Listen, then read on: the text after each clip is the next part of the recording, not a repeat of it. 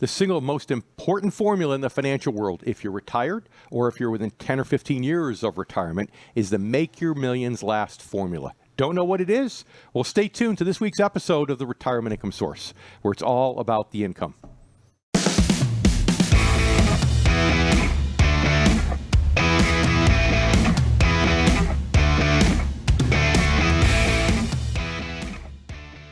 Welcome to this week's episode of the Retirement Income Source, where it's all about the income. I'm David Scranton, here with my good friend and co-host, Sarah Samuels. And today, we're going to explore that single most important formula in the investment world for those of you who are retired or within 10 or 15 years of retirement. What is it? Again, it is the Make Your Millions Last formula. So, Sarah, I'm really excited about the show because, you know, this is a formula that's near and dear to my heart, and I think it's something that, you know, a lot of our guests are really going to get a lot out of. And they hear me talking about the formula a lot on these shows, but I don't think they really understand how important it truly is. But well, Dave, it's great to be here with you and with all of our listeners out there, of course. And I think this is a very exciting show topic because when you talk about formulas, Dave, I have to be honest with you. Sometimes it puts me to sleep. You know, I'm not a math person. I didn't get my advanced degree in mathematics like you did. Yeah. So it can make people zone out. But I think telling people, hey, this is how you make your millions last. That's actually exciting. And you're right. It's all about the formula that we talk about pretty much every single show. That's right. But we're going to explain how you can make it more applicable to you and your life and, of course, your retirement plan. So so if I sit home on the weekend and I'm thinking about various mathematical formulas, what are you doing? Are you sitting home dreaming up various creative marketing ideas? Is that kind of sort of what you're doing? Basically, Dave, you know, watching TV, you know, I'm gathering information from all types of media out there to come up with some ideas, you know. Dave, you sit at home and you come up with new math formulas when most people are doing crosswords or Sudoku puzzles. So, yeah, as you know, I'm not a marijuana smoker, but if I were, I don't think there would be enough marijuana in the world to make me creative enough to sit home on weekends and think of creative marketing ideas. So I'll stick with the math formulas. Thank you very much. Well, you are very creatively gifted when it comes to math and understanding how the numbers work and how to make the numbers work for all the retirees and pre-retirees out there as they're heading into retirement. Well, and you know, the Make Your Millions Last formula is really simple, right? The only way to be sure that your money is going to last, when we say make your millions last, that means even if you have hundreds of thousands, let's say, and not millions, it can still make those hundreds of thousands last. And the secret is to not touch your principal, right? There's an adage that a lot of you have heard from your parents or grandparents years ago that said, you know, live off your interest, don't touch your principal. Of course, that was back when people were getting 5.25% in a passbook savings account, which you don't even remember, I'm sure, Sarah. Oh, definitely not. And also everyone had a pension and Social Security. You thought it was going to be waiting there for you, right? In a checking account just when you retire, all for you. That's right. That's right. And this is the first time now we're actually back up to 5% on short-term CDs. You can't get it in a passbook savings account anymore. So I think people have abandoned that formula, Sarah, just because they've thought it's not possible to earn enough interest to satisfy those RMDs. But that is simply not true. So that's why today I'm looking forward to talking about, you know, why it's so important to live off just the interest, not touch your principal, what that formula really is and why it's so important, and also, you know, how to get a much higher rate of interest than perhaps you ever thought was possible. One of the big misconceptions too is that you cannot generate income in the stock market, or that it's difficult. And Dave actually blew everyone's minds a couple weeks ago, where he explained how you can do it if you have the right risk tolerance. But our Ask Dave question, this kind of deals with that whole fallacy. So we have Daniel from Tennessee. He says, Dave, I'm in the stock market. I do have some dividends, but I'm mostly invested for growth. The stock market has had better performance than 4%. So why are you telling me it doesn't work?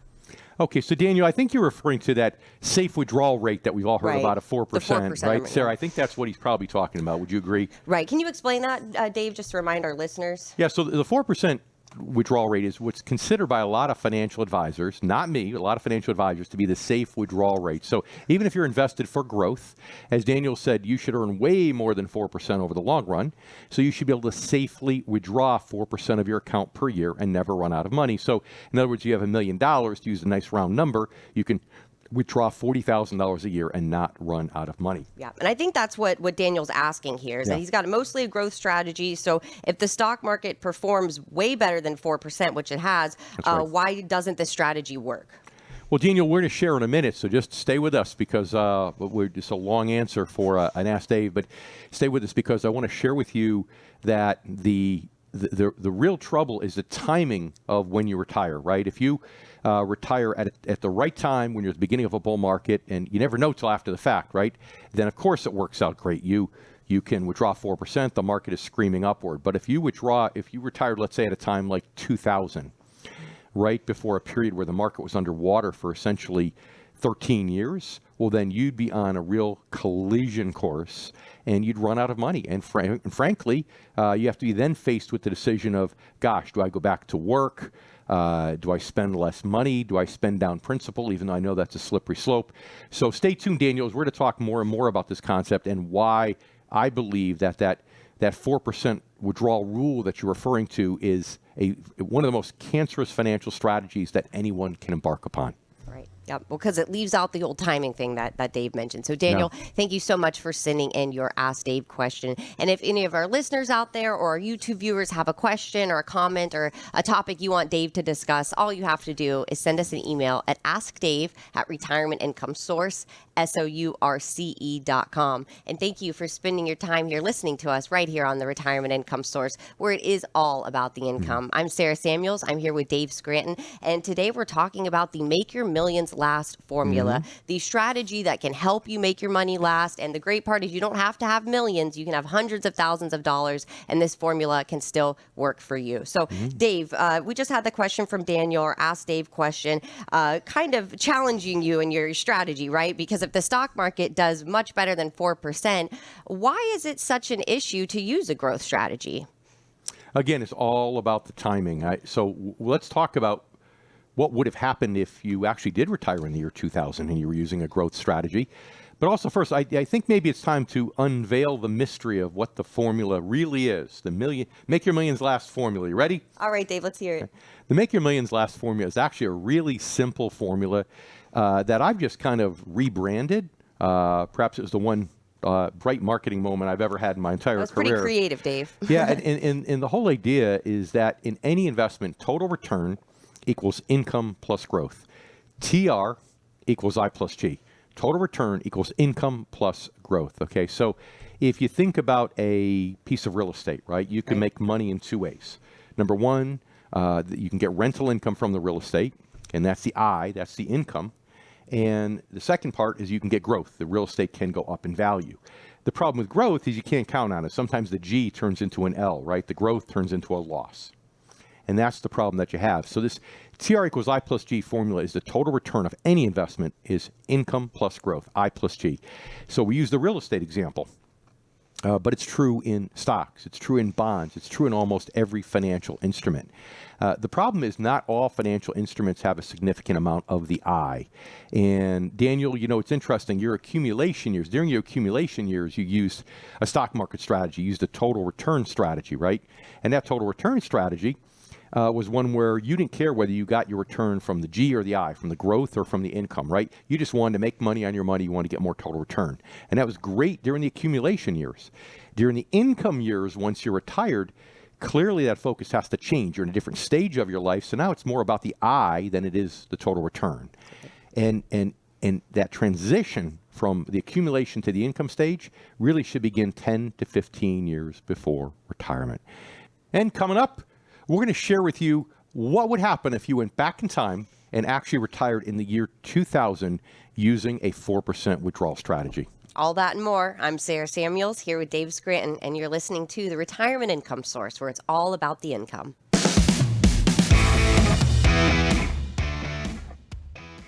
Thank you for listening to the Retirement Income Source, where it's all about the income. I'm Sarah Samuels, and I'm here with Dave Scranton, and today we're talking about the Make Your Millions Last formula. And this is a great formula that applies to you no matter what, if you have millions or hundreds of thousands of dollars. But this is really the ticket to having a more stress-free retirement, more reliable retirement. So Dave, just a few minutes ago, was talking about if getting the timing right is extremely important when it comes to retirement, if you're going to use that withdrawal strategy. So Dave, can you explain what would have happened if you were retiring in 2000, right before the market dropped, and you were using the withdrawal strategy? Sure, absolutely. You know, Sarah, It was, and I know you're asking that metaphorically for our audience. I know you know Right, the a answer. case study, so That's people right. can understand just Yeah. what would have happened. Imagine this: you're about to retire. You've been dreaming about this moment, thinking about what you're going to do with your family, maybe how you're going to travel, and you think you're safe. You think you're protected, right? It's really Right. traumatic for people. I've got $1 million. I Yep. could take $40,000 a year. That with pension, Social Security, I'm good to Right. go, right? Yeah.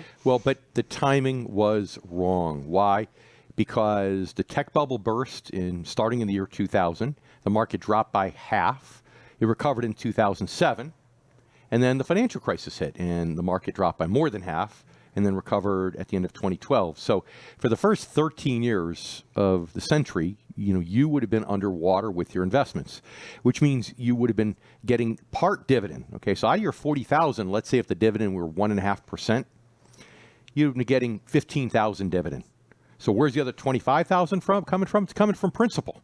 Okay, but you might think, okay, 25,000 out of principal for 12 or 13 years, maybe I spend down 300,000.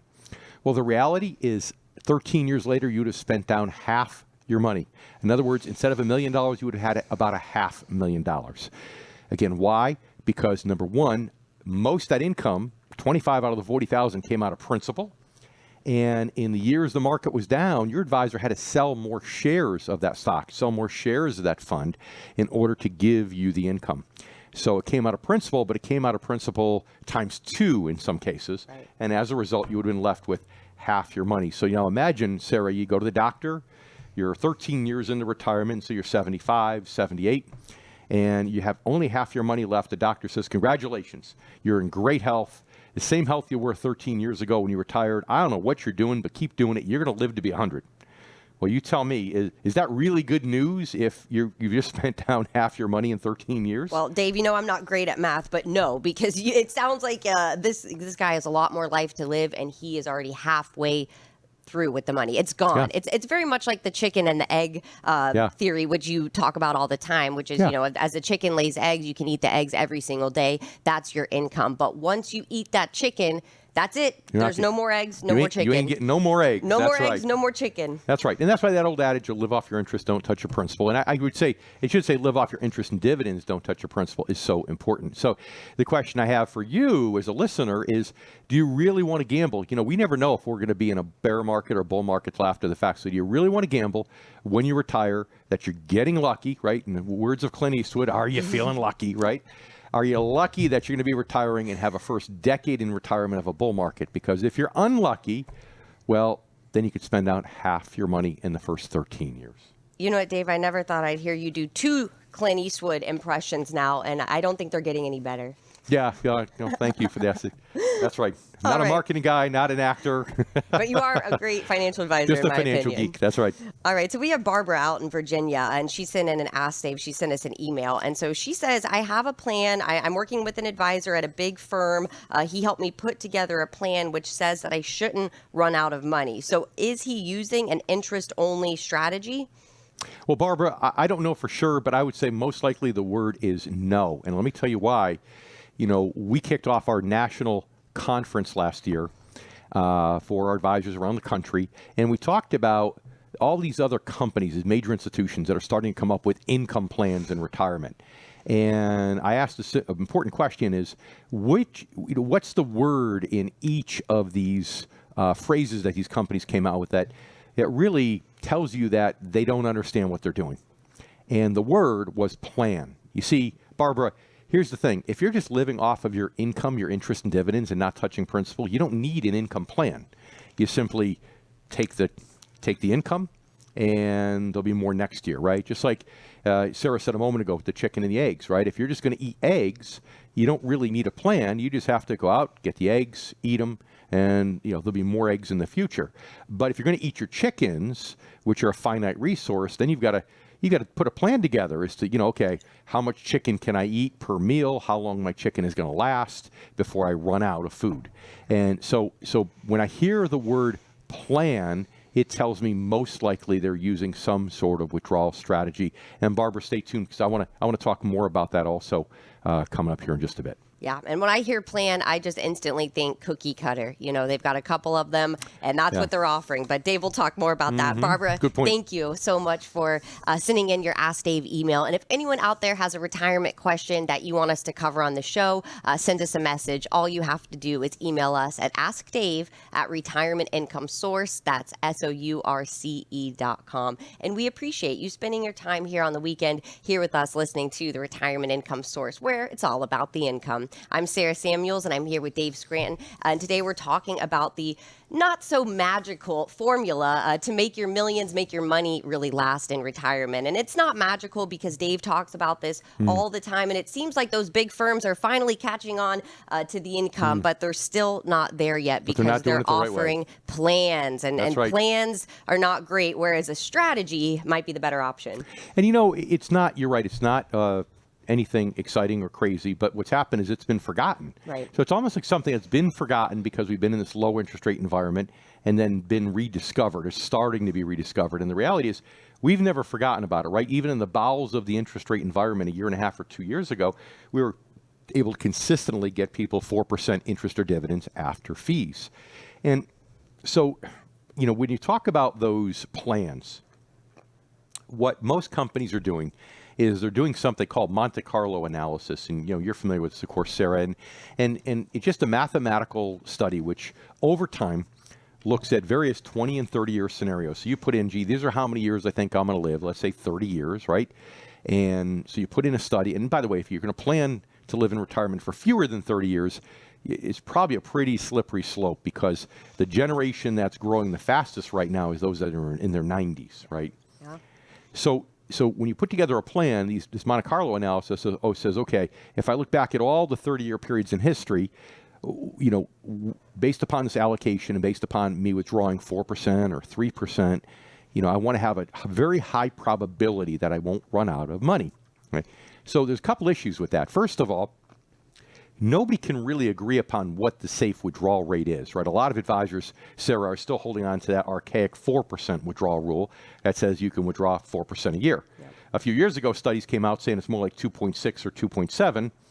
And then more recently, some studies have come out in the threes, right? So the first problem is nobody can agree what the safe withdrawal rate is, right? That alone should make you feel nervous. But to make it worse, you know, again, it's the goal of this analysis and these so-called plans is to make the probability of you not running out of money very, very high. What is very, very high? Well, in most firms, it's 90%. Well, that's great, but, you know, Sarah, if I were to tell you I want you to sign all your life savings over to me, and I'm going to invest it through retirement, and I just want to let you know when you invest with me, there's a 10% chance you're going to run out of money. I don't think that's a very good deal, Dave. No, I don't think I want it. No deal. You're still out shopping for financial advisors, aren't you? Oh yes, I'm still using your checklist to interview a financial advisor. Yeah, and see that's the whole problem. And so when they talk about this, it's a plan. You're highly likely not to run out of money. Go ahead and you walk away and you feel good about yourself, but you don't realize there's actually a 10% chance. So you know, I like to say it's like playing Russian roulette, right? We mentioned Clint Eastwood. Mm-hmm. So the chances of playing Russian roulette, where you put one bullet in a 6-chamber gun, spinning it and putting it to your head, right? The chance of taking the bullet's 84%. Well, that means, I'm sorry, the chance of not taking the bullet's 84%. I was like, wait a minute, that seems okay. Yeah. The chance of taking the bullet's 16%. Right. 16% is a low number, but it's not a low number if the consequence is death. And that's why you don't see people running around playing Russian roulette. Well, 10% is a low number too. But it's not a low number if the consequence is financial death. Yep. Well, Dave, there's a reason why most of those big advisors at those big firms are not using income strategies and they're relying on those predestined plans for people. And we're going to talk about that coming up. Yeah, we are. And the same is true for a lot of the smaller firms. I'm David Scranton here with Sarah Samuels, and this is the Retirement Income Source, where it's all about the income.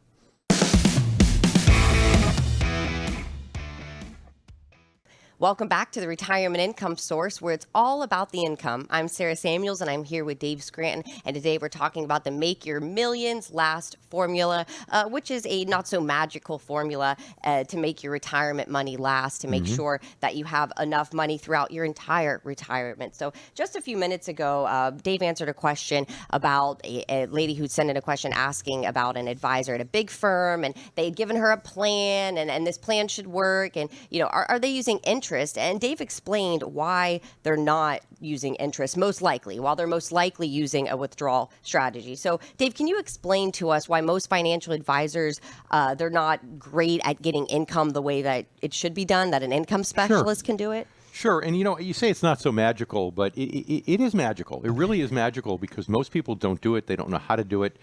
And magical doesn't have to be complicated. Magical could be simple. And the funny thing about the income strategy is it's actually simpler to implement if you know how to pick the proper investments. And see, that's really the answer to your question, is most advisors really don't know how to invest for the I, for income. And about every vehicle out there can be purchased in a G way or an I way, right? You can, like I said, real estate, you can buy it speculatively just for growth, or you can buy rental property. Stocks, you can buy dividend stocks or non-dividend stocks. Bonds that pay interest, or zero coupon bonds that don't.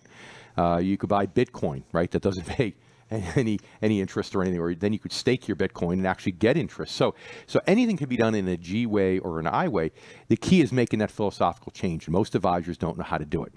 And part of it is because they're, when they got in the business. If you got in the business in the 80s or 90s, it was the best stock market in U.S. history. So you're brainwashed toward stocks, buying stocks.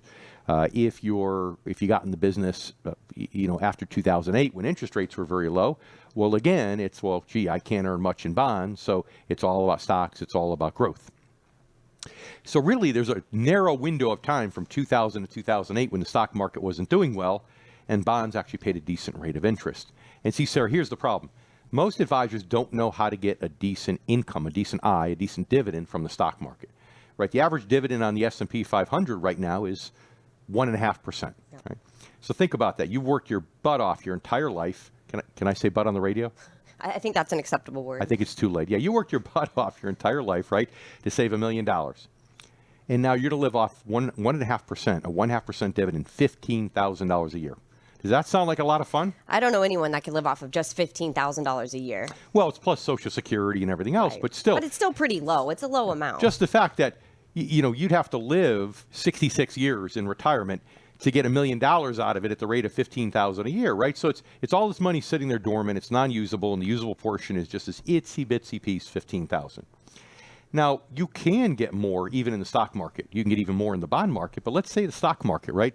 Yeah. We've got strategies, for example, well over 4% dividends in the stock market. Right. That can be done, but most advisors don't know how to do that because it's more complicated. Everybody thinks it's more difficult to buy a growth stock. It's easy to buy a dividend stock.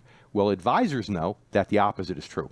Buying growth stocks is really easy. It's just following investor sentiment and following momentum upward. But buying high dividend stocks is a real challenge. And if we have some time later on the show, I'd like to talk about why that is. Yeah. But I know you're giving me the old stink guy here because you want to get to the next Ask Dave. So let's I love getting in our questions from our listeners and our YouTube viewers out there too. But yes, let's talk about it later, why income specialists are a little bit different here and why their training is a little bit different. So Our question actually comes from Terrence out in Michigan. He says, Dave, no one in my family lives past age 75. My advisor put together a plan and he's insisting that I need this plan and I'll get income until I'm 90. And he doesn't seem to be listening to me that I don't think I'm going to live past 75. Well, Terrence, sometimes your advisor against your own sometimes your advisor knows more than you. So right. Listen to your advisor. It sounds like you have a good one there. And even if he's putting together a plan based upon Monte Carlo analysis, which is dangerous, and I'm not a fan of that, still, God bless him that he understands that he's not going to let you just have a plan that runs out of money at age 75, because what if you are the first person that makes it to age 75? Remember, it reminds me of that old story about Worth Avenue in Palm Beach, right? It's like the Rodeo Drive in Palm Beach, and being there during the Bernie Madoff scandal, right? And this is where all the wealthy people shop. And Saturday afternoon, I'm walking down the street. I was actually looking for good deals on investment property. I'm not one of the wealthy people shopping there. You weren't shopping? No, I'm walking down Gucci? the street.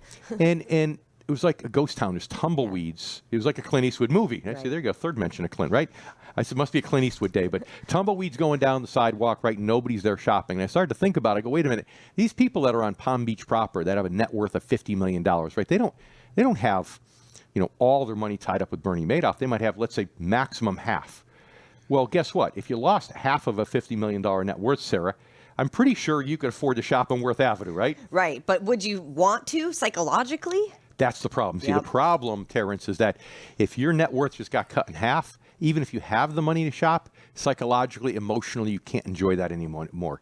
You don't want to. And that's the problem. So God bless your financial advisor, because he understands that personal financial planning is really more than 50% personal, because it has to do with understanding the psychology of what retirees go through. Yep. You really have to make two big transitions in retirement, not just with your money and with your investments, but also with your emotions and with your own philosophy in life. So, Terrence, thank you so much for listening to the show and for sending us an email with your Ask Dave question. If anyone out there has a question that you want Dave to cover, or even a topic you think we should cover for a show, please send us an email. We'd love to hear from you. You can email us at askdave@retirementincomesource. That's SOURCE.com. Thank you for listening to the Retirement Income Source, where it's all about the income. I'm Sarah Samuels. I'm here with Dave Scranton, and we're talking about the way to make your money last in retirement, and the real reasons why a plan isn't going to work for you, a withdrawal strategy, understanding the difference really between a withdrawal strategy or withdrawal plan and an income strategy, and why most advisors can't really do this for you. And I think a big part of this whole thing, Dave, which I just mentioned, is the emotional aspect of it. It's not just your money. It's not just having the right person and making sure that you have the right financial plan. It's making sure that your mind is in the right headspace too. Yeah, I mean, if you think about it, it's not as though I have a plan that says I'm going to have money till age 90, and at age 90 I'm going to run out of money. So my life is wonderful. My first 3 decades of retirement, and then at age 90, I blow out the candles on my birth cake, my birthday cake for my 90th birthday, and I say, well, it was a heck of a run. I really enjoyed life. Anybody have Dr. Kevorkian's number here? I'm about done, right? Right. It doesn't work that way. I hate this concept of, oh, well, nobody lives past this age, so I'm guaranteed. It's kind of dark, and it's also not necessarily true. Nobody has a crystal ball. Nobody knows their future. And like you said, Dave, what if you're the first person in your whole line of your entire family to live to an old age? Well, do you want to not have any money? And like I said, it's not just about that. It's about the anguish you go through. Like even those folks on Palm Beach, when they saw their net worth dropping. Because we don't get our comfort from the level of our net worth as much as we do the direction of our net worth. When our net worth is growing, we feel good. We're more apt to spend and enjoy. Our net worth is shrinking. We feel poorly about ourselves, and we don't want to spend. So, imagine now you're retired and you see your net worth getting cut in half gradually in the first 13 years of retirement, right? Now, all of a sudden, you're at 900, and then you're at 800, and you're taking $40,000 a year off $1 million balance, and you're at 700. All of a sudden, you start cutting back. Maybe at first, you cut back, you don't do anything frivolous, maybe it's vacations. Then after a while, you say, okay, well, maybe I've got to tell the grandchildren, Grandma, Grandpa aren't going to be quite as generous on your birthday anymore, okay? Then maybe after a while, it comes down to, well, I'm going to just stop, maybe I'm going to stop going out to dinner, and, your friends call, your family members call. You don't want to admit you're running out of money, so you start to make excuses as to why you can't go out. Before you know it, they stop calling. Next thing you know, you see yourself watching the news all day long and getting brainwashed by the media in our country, and you just don't feel good about yourself. And in your years when you've retired, where psychologists say that socialization is most important as you get older for frame of mind, for general health, for longevity, you've kind of cut yourself off from the outside world. And that's exactly what happens when you have this plan, because it's not just that, gosh, I run out of money at a certain year and everything's great until then. It's the stress and anxiety you go through watching that net worth drop and not even be able to enjoy the money that you have, because you might very well die before that age. But even if you do, have you really enjoyed your retirement up to that point? Probably not. Yeah. Well, that's why you really need an income strategy that's flexible and moves with the markets, and someone that's actually an income specialist that's actively managing it for you, so you can make sure that your income is going to be safe there. So right now it's easy to get interest on bonds. You can make some money there. But like I just said, what happens when the markets go down and it's not so easy to make money when the rates are down? Well, we're going to ask Dave coming up. I'm Sarah Samuels. I'm here with Dave Scranton, and you're listening to the Retirement Income Source, where it's all about the income.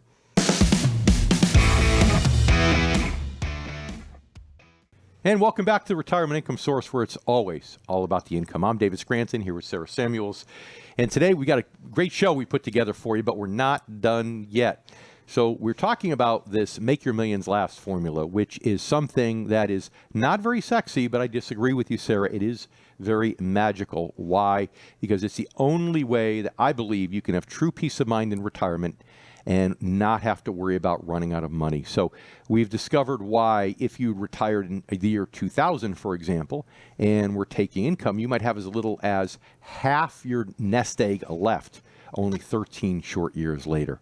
We also talked about why the stock market for most investors doesn't pay a very significant income yield, why maybe 1.5% might be the average, which really isn't enough for most people to get by. We, in addition to that, explored the psychology of it. You know, why these retirement income plans are so bad, because it's not just about running out of money at a certain age and if you live that long, but it's about the emotional turmoil you go through, I should say, between now and then. And really, the unwillingness to even enjoy the income you have when you see your net worth going down on a yearly basis. So. Right. And everyone has worked hard for retirement, and you deserve to have peace of mind in retirement. So you need a strategy that's flexible, that can adapt to the changing winds in the market. So, Dave, like I mentioned a few minutes ago, interest rates are up. It's easier to make more money on bonds and other things like that. But what happens when the rates go back down? Because as we know, things go up, they come back down. Well, when the rates go back down, I mean, you still have some high dividend stock strategies. And, you know, I mentioned before that, you know, everybody thinks that high dividend stock strategies are easy and growth strategies are more difficult. And really the opposite is true. The high dividend strategies are more of a challenge. But if you know what you're doing and you can get more than a 4% dividend on common stocks, that's one way to go. But even with income, you know, right now, bond yields are higher. And I said even some CDs are higher. But the reality of it is that even in a low interest rate environment, in the bowels of the interest rate environment a year and a half or 2 years ago, you were able to get over a 4% return net of investment fees, even if you worked with an income specialist, more than 4% just from the eye. How do you do that? By using a combination of what I call bonds and bond-like instruments, right? So, you know, when everybody talks about bonds, they look at the government bond yield. So back then when the 10-year government bond, the 10-year treasury was yielding 1.5%, all advisors were saying, well, you know, you can't earn anything in bonds, so the only place to be is the stock market. That's because they're looking at government bonds. But if you know where to look in the corporate bond market, you can get much higher yields. Preferreds, right? Preferreds are another great alternative. Technically, they're a stock, but they're much more bond-like than they are stock-like because they have a par value, a face value. They have a fixed dividend payment, which is similar to an interest payment. So because it's fixed, you can have some confidence there. So again, there's lots of things you can do in this world of bonds and bond-like instruments, even when interest rates go back down. So a lot of people today, Sarah, are kind of getting lazy. They're saying, oh, I could buy a short-term CD, you know, at 5%. So I'm going to buy that short-term CD. But they're only solving the problem for a year. Right. And if rates go back down again, now when they renew, what are they going to do? And I saw people doing this in 2006, 2007. Short-term CD rates were high, and they felt like, oh, I want to do this. I'll lock it in short-term. They said they didn't solve the problem long-term. Those who solved the problem long-term in the ways I just described, when rates went down, they were in a much better position. Right. Well, it takes education. It takes some know-how, which is why not everybody out there, not every financial advisor is really savvy in this. And our next Ask Dave question actually has to do with this topic. So we have an email here, Frank from Massachusetts. He says, Dave, I took your advice. I've used your checklist to talk to a few financial advisors about my retirement, but they all seem to be using some version of a withdrawal plan. Why are there so few income specialists out there? Well, Frank, that's a great question. Frankly, it pains me when I get that because I think there should be way more income specialists out there. And that's the whole reason we started our franchise, is to help teach people how to invest for income. So the first answer is something I talked about earlier in the show, is that, people are a product of their earliest paradigms, right? So your earliest paradigms in life in a certain area that shape your experience. So if most people got in the market, during a bull market or when the stock market was the rage into this industry and they became financial advisors, then they learned that it was all about stocks, right? So first of all, they've never learned how to become income specialist in anything outside the stock market. And in most cases, when they're in a bull market, they're not even income specialists within the stock market because, hey, in a bull market, the growth is more important than the dividend, right? But the second reason is because it's more difficult, and we'll talk about that even more in the next few minutes, Frank, that it's more difficult why it's more difficult to invest for income in the stock market, but also why it's more difficult even to invest in bonds and bond-like instruments. People think that's easy, but it's more difficult. It takes a financial advisor more knowledge, more time, and more expense to manage money for the I than for the G. And that's why so many do-it-yourself investors don't do it, and they fall prey to that withdrawal strategy. And that's why so many financial advisors have stuck with their old models, the total return model that may have served you well, Frank, during your accumulation years. But if you're anywhere near my age, then you're not in your accumulation years anymore. So be careful. Yep. Frank, thank you so much for sending in your Ask Dave question. And thank you for using Dave's checklist. That's why we do this show, Dave. Our goal out here is really to make sure that you're educated so that you understand the income model so that you can find an income specialist, the right financial advisor for you in retirement. So Frank, thank you so much for sending in your question. And if anyone out there has a question that you'd like Dave to answer, you'd like us to cover on a show, just send us an email at askdave@retirementincomesource.com. And thank you again for spending your weekend here listening to us right here on the Retirement Income Source, where it's all about the income. I'm Sarah Samuels, and I'm here with Dave Scranton, and we're talking about the income formula, the make your millions or even hundreds of thousands of dollars last throughout your retirement and why it's so important. That's right. The not so sexy but magical formula, right? It's magical. I'll give you that, Dave. And I was only saying it's not magical because it's not complicated. It's so much easier than people might be thinking. And it's not magical in the sense that you talk about this pretty much every single show because you're trying to get the message out about income and really why there aren't many advisors out there that do income the right way. So I'd like to break it down into two places. Why there aren't a lot of advisors that are specialists in income in the stock market, and then why they're not specialists in the bond market for income. And so when we talk about the stock market, think about companies that pay high dividends, right? Are they at the initial growth stage of their corporate life cycle? They're more at the mature. The settled companies that are established. Mature stage. Mature. Well, what comes right after the mature stage? Right? The decline stage. The decline stage, right. So this thing we call value versus value trap, if you're at the beginning of the mature stage, well, then you've got good value. If you're at where you still have some growth potential maybe in that industry. If you're at the end of the mature stage of the life cycle, you might be going into the decline. And if you're going into the decline, then what's happening is your company may cut dividends, the stock price might go down, you chase it downward, and that's called a value trap. And clients want to invest in the stock market for dividends, Sarah, but they don't want to invest just for dividends. They want to invest for dividends, but get some growth, right? If you don't want to get some growth, why else would you be in the stock market at all? Right, and it all depends, of course, on the client's risk tolerance, but particularly maybe if you haven't retired yet and you're trying to get as much money as possible in your account, could be a reason why you'd want more growth. That's in those transition years. You go from the G to the I, but you do it within the market. But so helping determine whether this is something that's the beginning part of the mature part of the life cycle or the end part of the mature part of the life cycle is a real challenge. And that takes a lot more work, a lot more knowledge, a greater skill set, more expense than just riding a stock that has momentum upward. Yeah. The bond market is complicated, Sarah, for a different reason. The bond market is complicated in part because of research, right? If we learned one thing from the Big Short, the movie, right, the financial crisis, is that we can't trust the rating agencies. Right. So now you have to go beyond the rating agencies and you have to look at the actual financials of the company. So first of all, you have to be more of an accountant than an investment manager. So let's start there. Then in addition to that, bonds are not traded on a regular exchange. Bonds are traded by auction. So you've got to go and bid with whoever's selling the bond in order to get the right price. And to do that, it costs more in technology. It helps to have relationships with various institutions. And most advisors don't have the money to spend on that technology. They don't have the relationship with those institutions. And they don't have the time to do this type of research. Yeah. Well, a great place to start if you're looking for an income specialist is, of course, visiting our website, retirementincomesource.com. And if you'd like to listen to our radio show, particularly this show or maybe some other shows out there, past shows, you can always visit our radio site, which is retirementincomesourceradioshow.com.